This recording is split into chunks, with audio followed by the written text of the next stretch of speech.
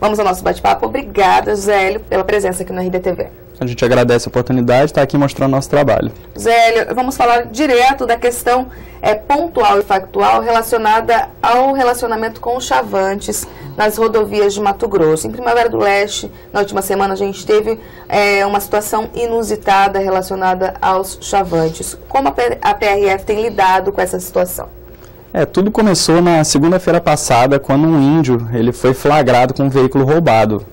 E esse índio ele foi encaminhado à delegacia de Barra do Garças e a partir daí gerou toda uma situação, que no dia seguinte os índios passaram a bloquear a rodovia com galhos, veículos acidentados, veículos que estavam, no caso, houve uma situação de um veículo que tinha enguiçado e ele estava com uma carga de óleo vegetal. E os índios cercaram aquele veículo e acabaram saqueando a carga. A equipe foi acionada, chegando ao local, se deparou com dezenas de índios saqueando a carga. Tentamos, no caso, conversar, dialogar, mas não foi possível.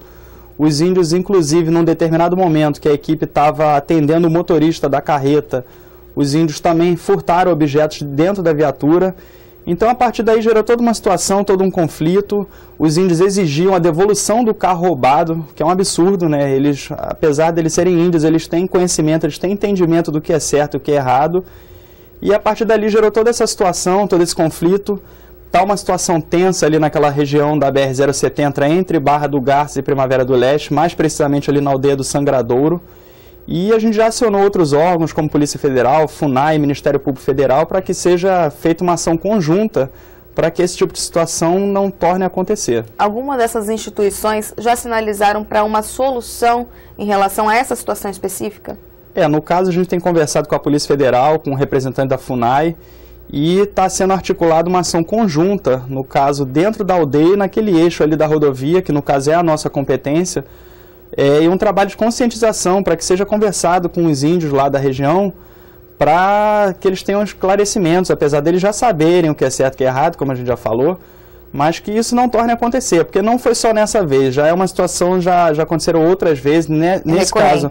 Isso, nesse caso aqui foi pontual, mas já existe históricos anteriores de outras situações parecidas ali naquela região. Você citou a questão do furto no veículo de alguns objetos da PRF.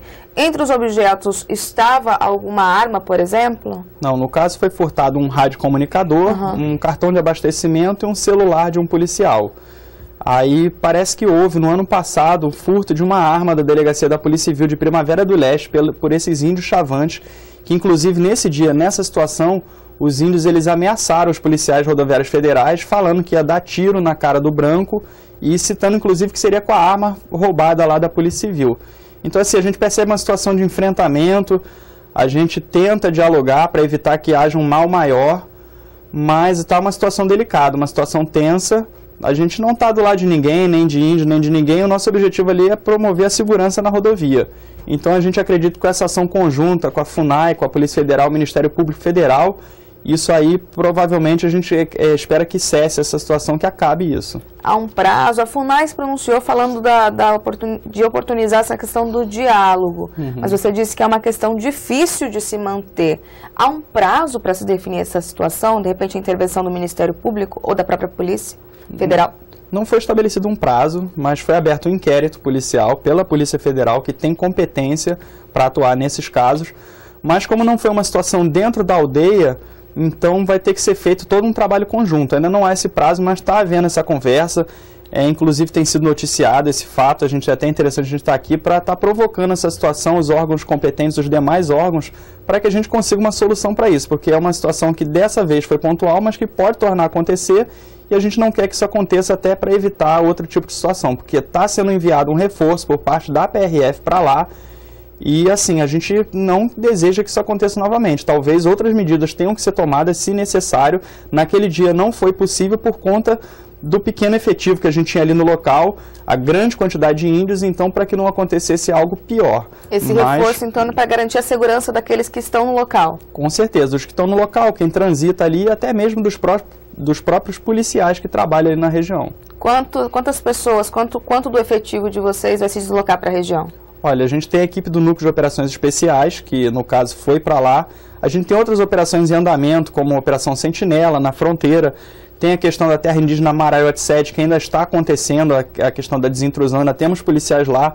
O nosso efetivo, infelizmente, não é o ideal para o tamanho do Estado, então a gente enfrenta uma certa dificuldade. Mas a gente está aguardando um reforço também vindo de Brasília, da Divisão de Combate ao Crime da PRF, e a gente acredita que com esse reforço ali, só a presença ali no trecho que vai inibir um pouco essa situação. A presença da polícia ali no trecho vai inibir essa questão do indígena estar saqueando carga ali na região. José, esse relacionamento da PRF com índios em Mato Grosso não acontece só nessa situação de Primavera do Leste. Vocês têm esse relacionamento em várias outras regiões do estado. Como que a PRF tem atuado na questão do pedágio, que a gente sabe que acontece na região do Araguaia e nas regiões mais longínquas aí de Mato Grosso?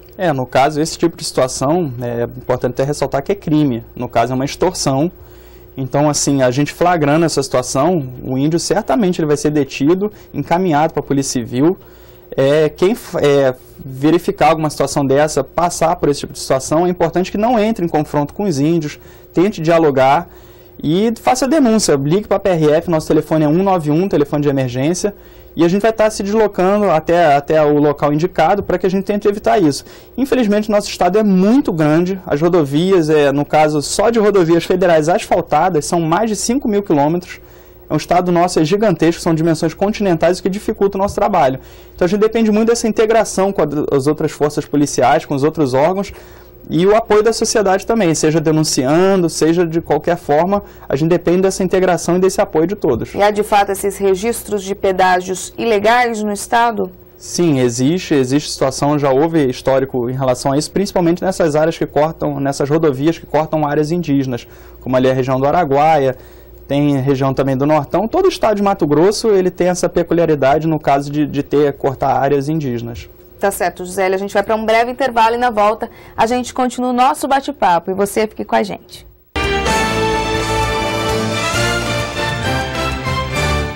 Há pouco tempo, os hospitais do governo do estado passaram a ser administrados pelas OSS, Organizações Sociais de Saúde. E o diagnóstico você confere agora. No Hospital Metropolitano em Várzea Grande, por exemplo, foram realizadas mais de 1.500 cirurgias, como a do Sr. Sérgio. Muito rápido, 4 cirurgias, eu estou com 40 dias. Muito bom, gostei do hospital, gostei da maneira que eu fui tratado. Acredito que eu vou voltar a jogar bola. Aqui em Rondonópolis foram feitas mais de 15 mil consultas ambulatoriais. Você sabe onde seu filho pode brincar. Ele não. Evite os acidentes domésticos. Uma campanha Unimed Cuiabá. Viajar é muito bom, principalmente com segurança e conforto. Por isso, o governo do estado acaba de inaugurar quase 60 quilômetros de malha asfáltica, interligando Cuiabá aos distritos de Paraíso de Manso e de Bom Jardim. Além de beneficiar o escoamento de grãos e da pecuária, o turismo ao Lago de Manso e a Nobres ficou fácil de curtir e mais tranquilo na hora de voltar para casa. Governo de Mato Grosso, mais por você. Muitas das coisas que a gente aprende não estão nos livros. É por isso que o SIM desenvolveu a formação integral Preparando para a Vida. Uma pedagogia exclusiva que faz acontecer. Faz acontecer um sonho como o da Tainá, aprovada para medicina em 4 universidades federais. Faz acontecer vitórias. SIM é campeão pelo 10º ano consecutivo dos Jogos Estudantis de Cuiabá. Aprendizado que vai além dos livros é com o SIM. Colégio Isaac Newton. Formação integral Preparando para a Vida. As obras vão indo bem, apesar de ainda causarem alguns transtornos. Mas só de imaginar, quando chegar a Copa, vai ser uma grande festa. E na cozinha, então? Vamos estar preparados para tudo. Na sala, todos concentrados e torcendo muito. Nos quartos, conforto e tecnologia, para atender a públicos diferentes e exigentes. Na churrasqueira, o trânsito vai ser intenso, mas vai fluir rapidamente. Assim como as obras do seu Angenor, as obras da Copa do Mundo estão em ritmo acelerado. E depois delas, Mato Grosso vai ficar ainda mais moderno, com trânsito ágil e mais bonito. Por isso é importante que tenhamos paciência. Ainda temos trabalho pela frente, mas vai valer a pena. Porque a festa no final é nossa! Mato Grosso se preparando para a Copa do Mundo e para o futuro. Governo de Mato Grosso, na Copa.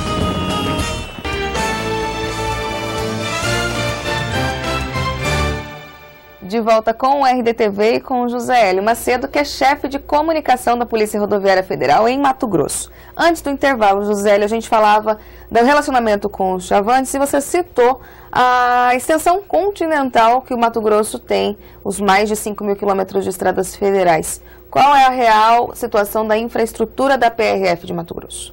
Atualmente nós estamos com um efetivo aproximado de 420 policiais, que está ainda longe de seu ideal.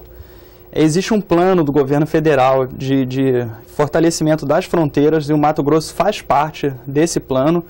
E, além disso, tem os grandes eventos, a Copa do Mundo, as Olimpíadas, Copa das Confederações e Cuiabá vai ser sede da Copa do Mundo. Então, existe uma previsão de até o final do ano, agora de 2013, de haver um novo concurso e com vagas para Mato Grosso. E como Mato Grosso faz parte desse plano de fronteiras, deve haver um número grande de vagas aqui. Mas, atualmente, a gente enfrenta essa dificuldade de efetivo, de infraestrutura, mas existe esse plano do governo federal que a gente acredita que até o final do ano vai melhorar as condições, principalmente aqui no estado de Mato Grosso. Você citou 420 efetivos. Qual seria o número suficiente para atender toda a demanda do estado? Tendo em vista a quantidade de acidentes, o tráfego intenso de carretas aqui no estado, a grande malha viária aqui nossa, que é uma das maiores do país, apesar de em termos de fluxo não ser a maior, mas em termos de tamanho ela é muito grande, a gente acredita que em torno de 750 policiais para poder fazer um trabalho, prestar um trabalho para a sociedade, que a gente possa dar uma resposta à altura da sociedade que ela merece. Quase o dobro, no caso. Quase o dobro. E a questão da assistência nas rodovias? A gente precisa de uma frota de veículos adequada para esse movimento. Isso existe no estado? No caso aqui, a gente recebemos novas viaturas recentemente, viaturas, no caso, até adequadas aqui ao nosso trabalho, viaturas com tração nas 4 rodas, o que a gente tinha uma dificuldade muito grande. A frota de veículos no estado também, que trafega aqui, aumentou bastante. Então, assim, é um trabalho que a gente está sempre tendo que correr atrás, é difícil. A questão do trânsito é uma luta diária, que a gente está todo dia conscientizando, tentando alertar os motoristas, tentando reforçar a fiscalização, porque o trânsito seguro, ele basicamente depende desses 3 pilares, que é a fiscalização, a educação para o trânsito e a infraestrutura, que também é um outro pequeno problema que a gente vem enfrentando aqui no estado por conta das chuvas, o grande fluxo de veículos de carga, às vezes com excesso de peso que gera danos nas rodovias. Tudo isso tem agravado essa situação de acidente que a gente tem visto. O pequeno problema que você cita são as condições das rodovias do estado, com muitos buracos, inclusive prejudicando o trabalho da PRF, seria isso? Com certeza, porque o desenvolvimento do estado foi muito grande nos últimos anos e a infraestrutura das rodovias não acompanhou esse desenvolvimento no tempo adequado. Então, o que a gente vê é isso, é uma série de buracos, às vezes trechos urbanos, sem aquelas condições mínimas, no caso de travessia para pedestre, acostamento, separador físico entre as pistas, local para o pedestre transitar. Então, é um grande gargalo nosso aqui, atualmente, esse eixo da BR-163, que vai até Sorriso, Sinop, por onde escoa a safra de grãos, na BR-364, quem vai para a região de Rondonópolis, e os perímetros urbanos, aqui em Cuiabá, Rondonópolis, Primavera do Leste, Sinop, Sorriso, que é onde o tráfego está bastante já não suporta mais o volume de veículos. Quais são as principais causas de acidentes nas rodovias federais? Aqui no estado de Mato Grosso, a falta de atenção tem sido a principal causa, não só em 2012 como em 2011. A gente fez esse levantamento, eu faço esse levantamento. A questão da embriaguez ao volante, o excesso de velocidade, tudo aquilo que a gente está sempre falando, sempre alertando, que o motorista ele sai da autoescola sabendo o que é certo, o que é errado, mas infelizmente muitas vezes ele faz o errado. Fala-se muitas vezes até em educar o motorista, tudo. Eu particularmente, eu sou favorável daquela questão de que tem que ter a fiscalização dura, porque eu particularmente, eu acho que o tempo do motorista aprender, ser educado é na autoescola. Quando ele sai dali, presume-se que ele já sabe o que é certo e o que é errado, mas ele faz o errado. Então, tudo isso tem aumentado o número de acidentes, essa questão da imprudência, a infraestrutura e também, como eu já disse, a gente tem uma dificuldade de fiscalizar esse estado enorme e a gente precisa de um efetivo maior que a gente acredita que até o final do ano vai chegar. Há uma nova lei em vigor desde o ano passado relacionada ao trabalho dos caminhoneiros nas estradas, definindo jornada de trabalho, jornada de descanso. Como que a PRF tem contribuído para que essa lei seja aplicada corretamente? No caso, essa lei, que é a 12.619, é uma lei que gerou bastante polêmica inicialmente, mas a gente acredita que vá sim surtir efeito a médio e longo prazo, reduzindo os acidentes. O motorista profissional, no caso, ele não pode dirigir por mais de 4 horas ininterruptas, quando ele tem que descansar meia hora a cada 4 horas dirigidas, e entre uma jornada de trabalho e outra deve ser observado um período de 11 horas de descanso. A gente fiscaliza através do tacógrafo, que é um equipamento que ele registra o momento que o motorista, que o caminhão ligou, que andou, a velocidade, o tempo de direção, é como se fosse uma caixa preta do caminhão. Através desse equipamento a gente fiscaliza essa situação, se o motorista está cumprindo ou não. A grande polêmica que falam dessa lei é a questão do ponto de apoio, onde o motorista vai parar para descansar. A gente orienta que o motorista ele faça um planejamento da viagem, procure conhecer o trecho e até procure a nossa ajuda. Pode parar num posto e falar, olha, onde que eu posso parar, qual o local, ligar para o nosso número de emergência, que é 191, está orientando, a gente está sempre conversando com os motoristas, a gente entende as dificuldades, a PRF está no trecho, a gente trabalha na rodovia igual o caminhoneiro, então a gente sabe a dificuldade. Ele pode estar parando, conversando com a gente, e a gente acredita que ele fazendo esse planejamento e procurando conhecer o trecho, é possível sim ele fazer. Ele não tem como o motorista ele viajar 4 horas e não encontrar um local para parar.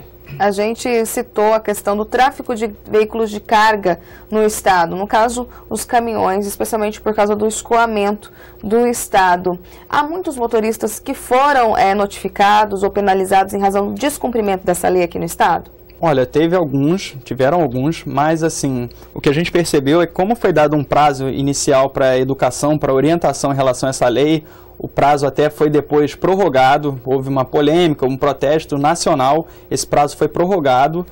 E assim, a gente tem percebido, em conversa com os sindicatos, com os representantes sindicais da classe aqui no estado de Mato Grosso, aqui mais precisamente aqui em Mato Grosso, a gente tem percebido que eles estão cumprindo a lei, as grandes empresas, os motoristas, os sérios, as pessoas sérias têm cumprido a lei, até mesmo nesse período que era apenas de orientação e educação e não de punição, eles estavam cumprindo a lei. Então a gente percebe que existe assim um entendimento de todos que essa lei vai ser benéfica. Apesar de toda a polêmica, como foi a lei seca, a questão do cinto de segurança, tudo no início gera aquela polêmica, mas é para um bem maior que a gente acredita que vai surtir efeito. Mas é difícil fiscalizar, né, José Luiz, todos os caminhoneiros que passam pelos postos diante até da falta de efetivo. Com certeza, o tráfego de caminhões aqui no estado é gigantesco.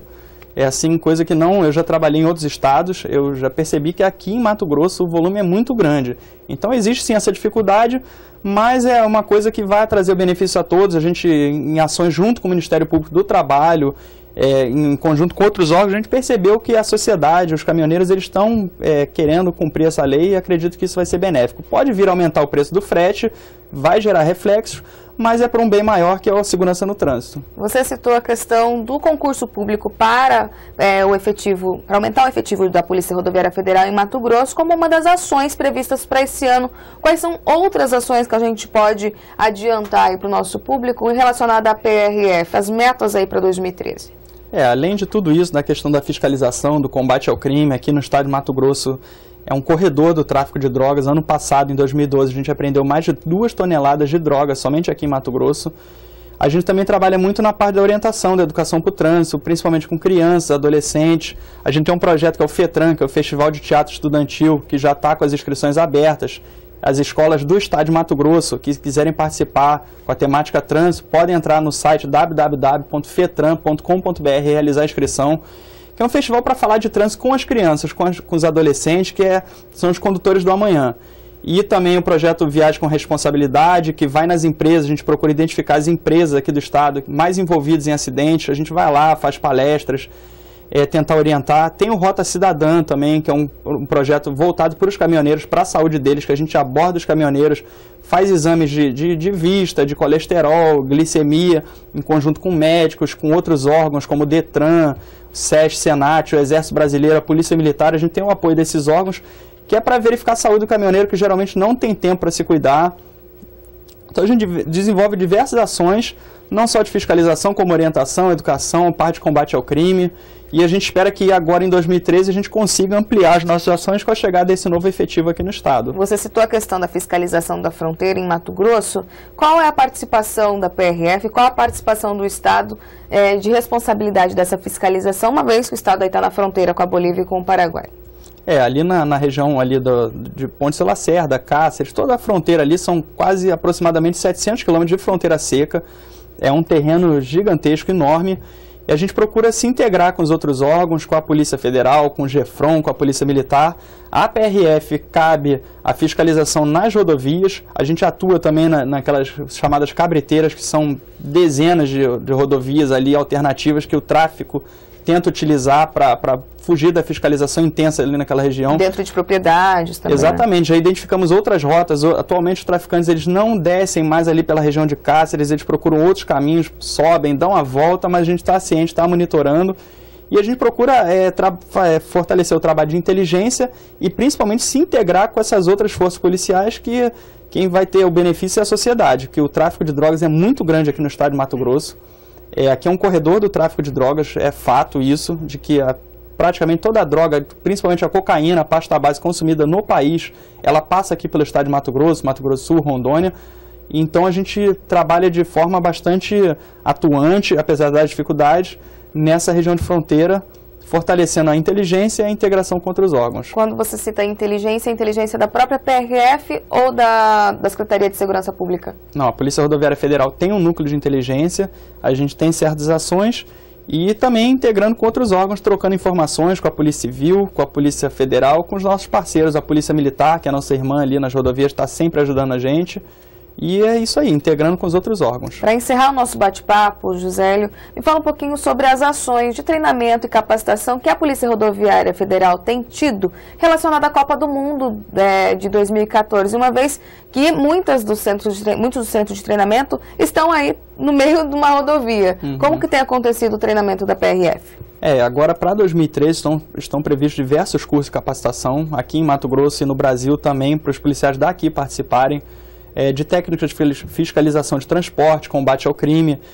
Nós vamos ter novos cursos de motociclista batedor, policial motociclista batedor. Foram formados 12 no ano passado aqui para o estado. Nós recebemos 10 novas motocicletas de 700 cilindradas, que dá uma agilidade maior, dá uma dinâmica ao nosso trabalho. Recebemos armamentos novos, que é submetralhadoras, capacitação recente em relação a esse armamento.